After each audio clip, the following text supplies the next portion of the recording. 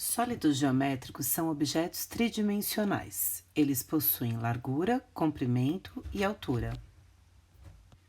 Eles estão em todas as partes e eu tinha certeza que vocês iam adorar essa imagem. O que vocês acharam? Os poliedros são divididos em prismas e pirâmides. Então, observe as figuras a seguir. Essas figuras são exemplos de poliedros. Elas possuem vértices, arestas e todas as suas faces são polígonos. Os prismas são poliedros. As faces laterais dos prismas ao lado são retângulos e as bases de um prisma são polígonos idênticos. Já as pirâmides são poliedros. Toda pirâmide tem apenas uma base, essa é a grande diferença. E as suas faces laterais são triângulos com um vértice em comum. Observe lá no alto da imagem. Exercício 1. Contorne apenas as figuras que são exemplos de poliedros. Olhem bem, as circuladas foram essas. Fácil de fazer. Exercício 2. Observe as figuras abaixo e faça o que se pede. Pinte de verde aquelas que são prismas e de amarelo aquelas que são pirâmides. Reconheço que a pintura não está muito boa, mas foi o melhor que eu consegui. Ainda sobre as mesmas imagens, complete o quadro abaixo. Então, nós temos prismas e pirâmides. Na primeira coluna, quantidade de vértices da base. Na segunda coluna, a quantidade total de vértices. Observe agora as respostas. Veja que nos prismas, o total é o dobro do da base, enquanto que na pirâmide aparece apenas um a mais. Nós podemos planificar esse sólido, certo? Então veja o presente de aniversário que a Aline ganhou de Roberta. Observe bem. Pensando ainda no presente, qual das figuras abaixo corresponde à caixa de presente desmontada? Olhe bem qual é a última imagem. Isso mesmo, ela foi planificada. Exercício 5. A menina está montando uma caixa que será usada para embalar os chocolates que serão oferecidos para as suas amigas. Marque um X na opção correspondente à caixa que a menina obterá após montá-la. Qual deu? Muito bem. Exercício 6. Associe cada poliedro à sua planificação. Olhe bem, observe a base.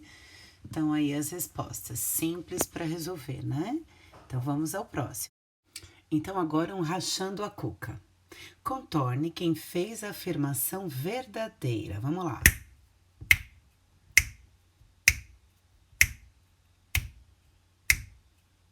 Quem foi?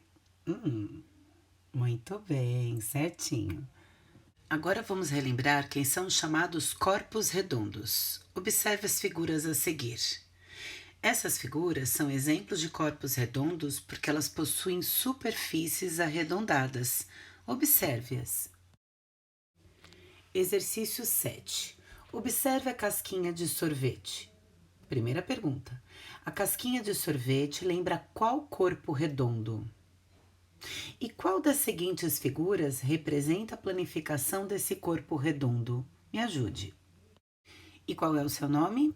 Cone. A imagem está assinalada. Exercício 8. Observe a planificação ao lado e responda as questões. Essa planificação é de um poliedro ou de um corpo redondo? A qual sólido geométrico corresponde essa planificação? Quais figuras geométricas planas podemos observar nessa planificação? Acompanhe as respostas.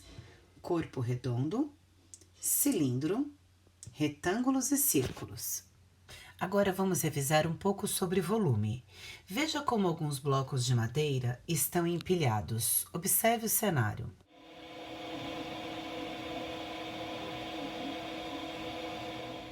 O que é aquilo? Eu fiz na impressora 3D um cubinho para eu poder explicar o que é volume. O cubinho feito aí na impressora, que você acaba de observar passo a passo de sua construção, foi feito com plástico branco.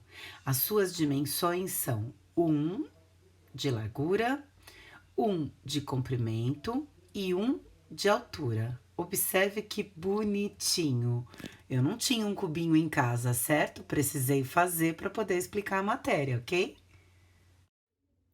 Tá aqui o cubinho da impressora, ó. A sua largura é 1 centímetro, o seu comprimento 1 centímetro e a sua altura 1 centímetro também.